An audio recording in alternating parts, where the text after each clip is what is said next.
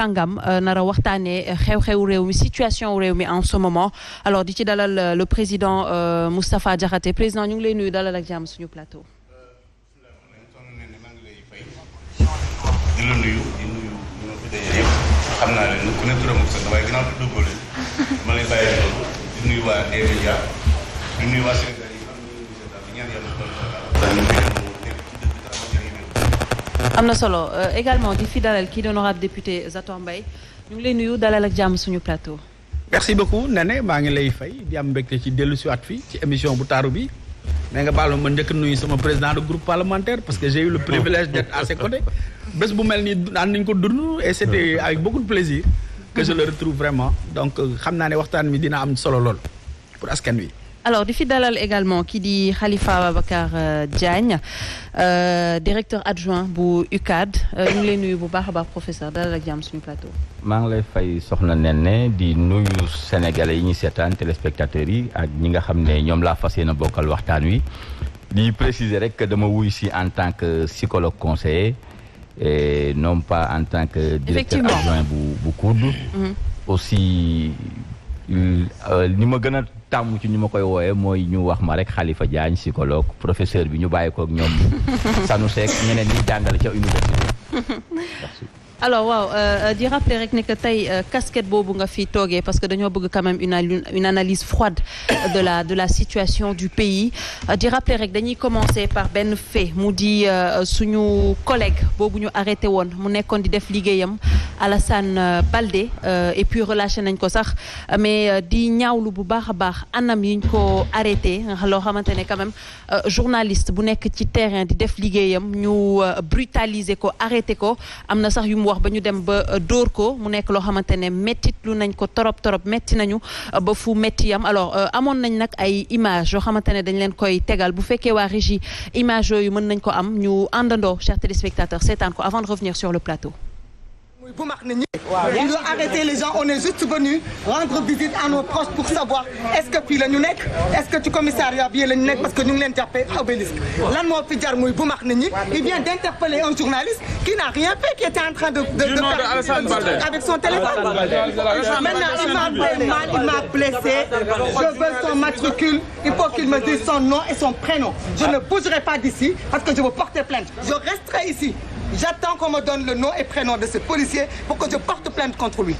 Ils ont arrêté les gens, on est juste venu rendre visite à nos proches pour savoir est-ce que fii la ñu nekk est-ce que ci commissariat bi la. voilà donc mu ngi nii Maymouna Bousso moom moo nekkoon ak kii di Alassane Baldé en tout cas rédaction wu D-Media sax génne nañ ab communiqué wax ne que affaire yi duñ ko bàyyi mu sedd parce que ba tey mënuñu comprendre journaliste bu taxaw ci terrain di def liggéeyam ñu koy bundu xatal di ko dóor di ko agressé mu nekk loo xamante ne quand même maa ngi koy wax encore une fois métti nañu te ñu ngi koy ñaawlu bu baax sëñ Saliou ginnaaw bu ma la nuyoo avant ñuy dugg ci waxtaan bi bàyyi suñu invité yi ñoom itamit ñu développé xanaa analyser rek li jotoon xew par rapport ak kii di Alassane Baldé. tout d'abord maa ngi nuyu vraiment nos honorables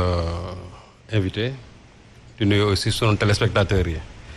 waaw di wax ne vraiment c'est avec beaucoup de peine que ci lay xooli image yi parce que mënuma imaginer malgré tout ce que l'on a dit entre vraiment la police et la presse seen rapport yi nga xam ne dañ ko war a gën a humaniser aujourd'hui qu'on assiste encore à des violences perpétrées contre des journalistes c'est inacceptable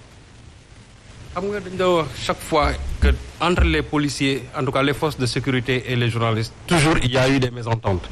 il y a eu beaucoup de séminaires yoo xam ne def nañ ko fii beaucoup de forats def nañ ko uniquement dans le but vraiment de rapprocher la police et la presse mais je vois que chaque fois qu'il y a des manifestations manifestement la police quand même bloque le travail des journalistes et ça c'est inacceptable. Avec un ton très dur. Parce que hier même démb dama dégg hier rek maa ngi déglu à travers la radio bi ñuy presse bi ñu leen di wax dégager vraiment la violence avec laquelle le chef de la police quand même disait ça mais je comprends pas ça aujourd'hui on est dans quel pays on ne peut pas quand même s'adresser à des gens en leur disant mais dégagez d'ici ou bien jóge leen fi tout simplement mais on va utiliser une violence parce que simplement ils ont le monopole de la violence légitime c'est la raison pour laquelle chaque fois ils usent et abusent quand même de cette violence là mais c'est inacceptable et gis nga li nga xamante ne moo xewoon fii dernièrement ça doit servir beaucoup de leçons à nos forces de sécurité et aussi aux citoyens et aussi aujourd'hui à ceux-là qui nous gouvernent tey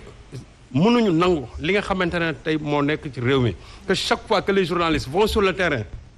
pour chercher l'information donner l'information aux citoyens les forces de sécurité ñoom nañ yem seen liggéey xam mooy lan seen liggéey mooy ñoom li nga xamante ne encadrer les gens faire de sorte que benn violence du am benn débordement du am seen liggéey foofu la yem mais de grâce qu'il laisse la presse travailler parce que aussi presse bi ñoom seen wàllu bopp loolu mel na convention yi ñooñu may que chaque fois que il y a un événement sur le terrain ñun ñëw fa amul fenn foo xam ne dans ce pays amuñu droit c'est-à-dire tere ko journaliste pour war fa mën taxaw loolu nag quand est-ce que les forces de l'ordre vont comprendre cela en fin de compte moo tax ma ne encore une fois de plus il faut quand même que les gens y aillent jusqu'au bout parce que nag jaaduwul que chaque fois que ñun ñu war a dem def suñu liggéey sur le terrain qu'il y ait quand même des policiers parce que simplement ou soit ils ont un déficit de formation ou soit parce que li ñu nekk c'est du je m'en foutisme ou bien parce que tout simplement aussi quand même leen li il faut ñu wax ko ils ont une haine viscérale contre les journalistes et je crois que tey les rapports qu'il doit avoir entre les journalistes quand même et la police surtout je crois que ça doit être des rapports sains bi ñu fi mujjee def benn séminaire ba ma gis vraiment le nouveau porte-parole de la police ak wax ji ñu fa waxoon yëpp mais finalement ça ne rime à rien dañuy organiser wax ba pare mais bu ñu paree duñ ko jëfee. effectivement loolu nag ci boppam il faut que ça cesse. ou soit qu'ils humanisent leur rapport avec la presse su fekkee ne loolu mënuñu ko aussi les gens sur le terrain aussi chaque fois ils vont en découdre avec eux mais journalistes yi moom de gré ou de force personne ne peut leur je dis personne dans ce pays fut-il le premier c'est-à-dire le président de la République personne ne peut leur empêcher de faire leur travail correctement. alors bu fekkee ne ñoom dañu déborder mën nañ leen yemale mais pour donner l'information. Les gens sont prêts même à laisser leur vie kooku moom police gendarmerie militaire président de la République personne ne peut absolument rien. alors oui gis nañ sax ne que Alassane bi mu génnee ci loolu directement dafa commencer di joxe information mu nekk loo xamante ne daw na ñun suñu yaram parce que dañ ko doon xalaat bu baax a baax di ko ñeewantal alors Cheikh Omar gisoon nañ fi préfet buy wax nañu grâce journalistes yi gisoon nañ ay forces de l'ordre yu tabassé woon benn caméraman bu Dakaractu mu nekk ay dérives yoo xamante ne ñu ngi koy exercer ci presse bi. On a des acquis presse dafa am ay acquis yu mu am par rapport ak yenn yi donc yooyu dañoo war a def tout pour consolider ces acquis là. oui mais xam nga malheureusement événement bi mi am ñu on était en direct. San était en train de nous relater les informations yi nga xam ni moom moo am police centrale sur les arrestations donc ba ni ñu koy brutaliser ñun ñu ngi koy dégg en direct donc loolu li mu wane rek mooy c'est une entrave à la liberté de presse. parce que journaliste liggéeyam mooy jël xibaar mu joxe journaliste liggéeyam mooy sénégalais bi fi mu mun a toog mu jot xibaar. beneen bi c'est une entrave aussi ci droit bi sénégalais yi am pour ñu mun leen a informer mais je crois que yii nii su amee dafay nekk yeneen mandarga yoo xam ni duñu ko mën a rafetlu ci li ñuy wax ci démocratie parce que ñëpp xam nañu rôle bi presse monsieur joué ba démocratie egg fi moo xam ci alternance politique yi ñu am ak yeneen mais lii dafay génnewaat beneen mbir rek ñun toog nañ fi une semaine ñu coupé suñu signal toog nañ fi gis nañ fi presse bu ñu attaqué ak yeneen donc jàpp naa ni yu mel nii su amee warul am impunité war nañ identifier l'auteur des faits parce que moom ni mu nekkee ci cadre liggéeyam la beneen taskatu xibaar nekkee ci cadre liggéeyam. donc à Alassane je rends un vibrant hommage parce que man maa ko seetaan mu nekk ci biir ndox mi Kër Massar ci mbënd mi ci biir ndox.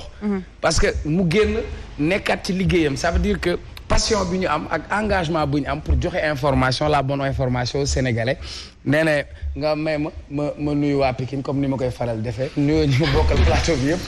mais kii fi ñëw tey xàmmeewu ma mais man xàmmee naa ko. bi may nekk université boobu mu ngi woon service social et je crois que bokkoon naa man ci étudiants yi nga xam ni dimbali nañu ba ñu mën a am bourse sociale parce que jamono boobu boo nekk étudiant rek charge la donc tey su ma ko fekkee si plateau bi dinaa mën a def seede boobu ci moom xam naa ne xàmmeewu ma mais xamal ni ñi jaar Cheikh Anta Diop ñëpp bàyyi nañ la xel te loolu li may wax ni c'était en 2006 2007 boobu nag ci diggante bi gisoon nañ taxawaay boobu ngeen am li ñuy xaar nag ci étudiants yi mooy ñu dimbali leen ñu taxaw leen parce que c'est un investissement et c'est une vie sociale mais yu mel nii acquis démocratique yi ñu doon wax 23 juin keroog lañ ko doon féete waaw lii moom ku demul kanam da nga dellu ginnaaw dinañ ci ñëwaat Cheikh au cours du débat peut-être très rapidement bàyyi leen yéen i tamit chroniqueurs yi ngeen analyser justement ce qui s'est passé par rapport au reporter Alassane Baldé. Merci très rapidement yaa ngi tooñ nag commencé gu ñu ngay tooñ. non mais il faut mu wax merci très rapidement. di nuyu. nee na Aïcha mooy très rapide. mooy très rapidement. ku dem ba si Macky Sall naan ko très rapide. nee na Aïcha elle s'appelle l'adverbe de manière très rapidement. mode fast track. waaye mode fast. Voilà, c'est normal, elle a raison hein. donc maa ngi nuyu l'équipe de Ndoumbelane comme chaque vendredi. di nuyu honorable député Zator. di nuyu président Moustapha Diakhaté. di nuyu sociologue. je pense que tey moom. il faut mu waxtaan nag. psychologue. il faut nag tey nag mu waxtaan nag ci affaire UCAD parce que quand même. ñi di am foofu métti nañu trop. chaque fois université il faut gars yi jóg xeex. métti nañu nag quoi vraiment ça nous fait mal suñuy jarbaat ñoo fi ne suñuy rakk ak yëpp mais chaque fois ñuy taxaw di xeex loolu moom dëgg-dëgg jot na à ce que gars yi arrêté ko donc.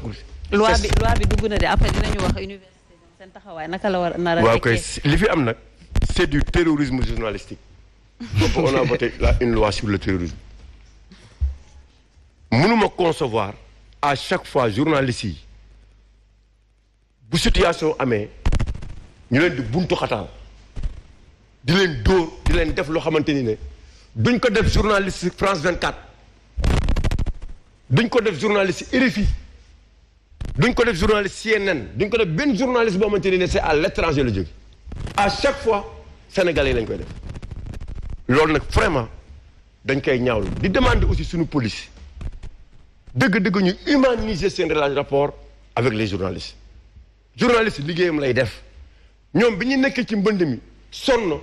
ñu leen di fay ay sommes yoo xamante ni c'est des sommes dérisoires journalistes yi ñoo doon taxaw di ko dénoncer di wax pour ñu améliorer seen condition d'existence donc li ñu def nii dañ koy ñaawlu mais nag je ne peux pas concevoir aujourd'hui qu'il y ait une haine aussi viscérale à chaque fois envers les journalistes des médias et c'est ça la réalité ils l'ont commencé avec leur président ils ont tenté de le déstabiliser en tant que chef d'entreprise aujourd'hui si on veut le faire avec les journalistes ils sont pas là pour ça les journalistes ne sont pas là ni pour l'opposition ni pour le pouvoir dañuy équilibrer te chaque fois loolu la ñu bëgg a wane donc yii moom c'est à éviter bu ñu ko éviter wul nag journalistes yi dinañ marche dinañ wax te bu boobaa aussi ñëpp dinañ ñëw jàppal leen parce que du ñu nangu aussi ñuy buntu xataal suñu journaliste à chaque fois bu ñu nekk seen i liggéey. C'est important professeur. waaw merci Néné. man damay commencer d'abord di wax yal na ñu yàlla may jàmm. amiin. yàlla ñu yàlla dàqal lépp lu ñu ragal ak fépp fu mu mën a jóge te xam naa li tax ma koy wax. Et je suis très content de partager le plateau avec Khalifa parce que Khalifa aussi je l'ai vu à l'université xamante nañ gis naa carrière am mais surtout aussi de savoir que c'est un conseiller psychologue parce que monsieur le conseiller